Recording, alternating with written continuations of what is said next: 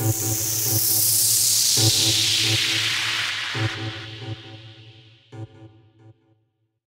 up, guys? Out here with another video. I want to talk about this whole Jussie Smollett thing.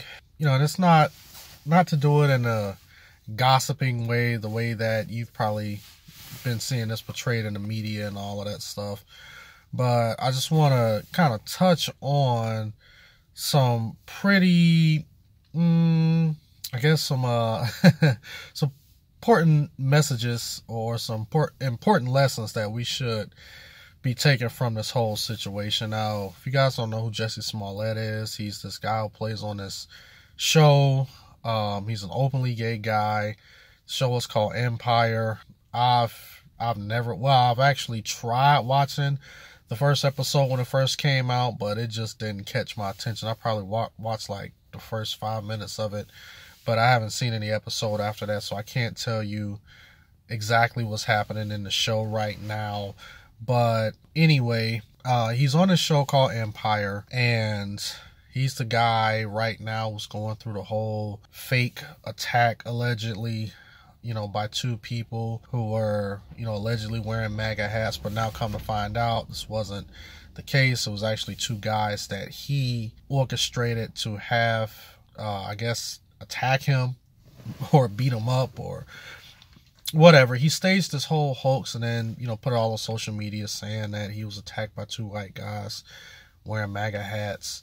And, you know, of course, this is all over the news and stuff. Anyway, if you guys really haven't heard about it, I would just say Google it, YouTube it, Jussie Smollett attack. But what's so funny is that, you know, the media is trying to push this narrative that the United States is now more divided under Trump than any other president. And whenever people talk about division in this country, you know, and things of that nature, they always go back to the 1940s and the 50s and the 60s, you know, and the riots and stuff that happened. It's always stuff that they're showing in black and white. It's never anything that they're showing that is recent. And the so-called incidences that are happening recently, majority of them, if not all of them, have been turned out to be hoaxes, but the mainstream media is not exposing that and saying that, hey, this is what's going on. We're starting to see a spike in the trend in this.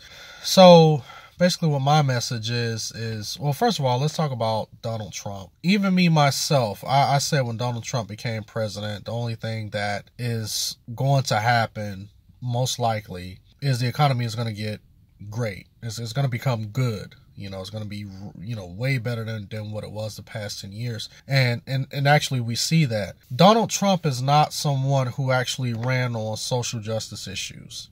And that's one of the things that I do respect him for, is that he didn't run on issues as in, hey, I'm going to try to unify the country, bring black people and white people together and hate Asian and Hispanics. Asian and Hispanics together.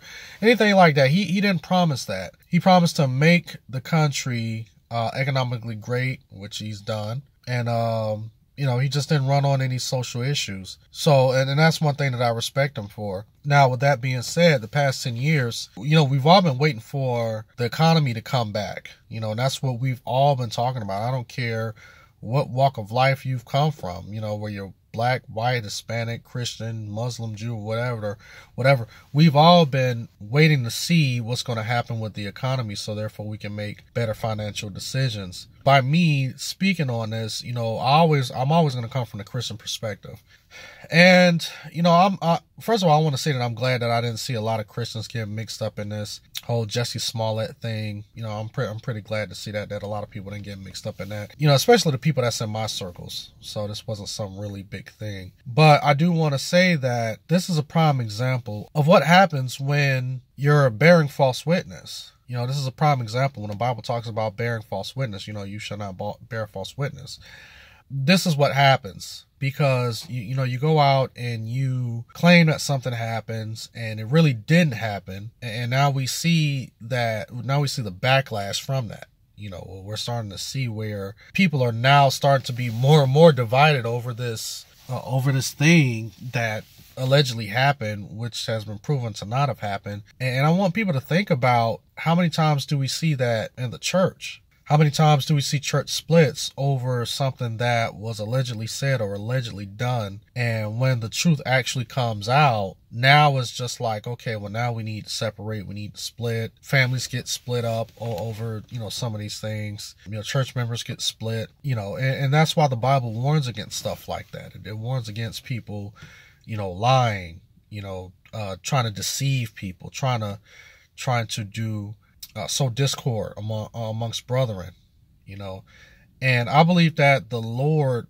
continued to warn the people of Israel of what was happening because of what was going on around them in these other nations, and he was setting them apart. So that's why us as Christians, we can't take on the same practices. We can't get wrapped up in a lot of what's going on in the media, but we can learn from what's going on in the media to try to avoid those same practices. So, when it comes to this whole thing about Jussie Smollett, let's try to stay focused as Christians on coming together and fellowshipping with each other. And this goes for all of the people who talk about, I don't go to church, I stay home and worship by myself. That's kind of divisive, So my words of encouragement as a Christian, let's try to put some of our petty differences aside. Let's come together and let's just try to fellowship and worship.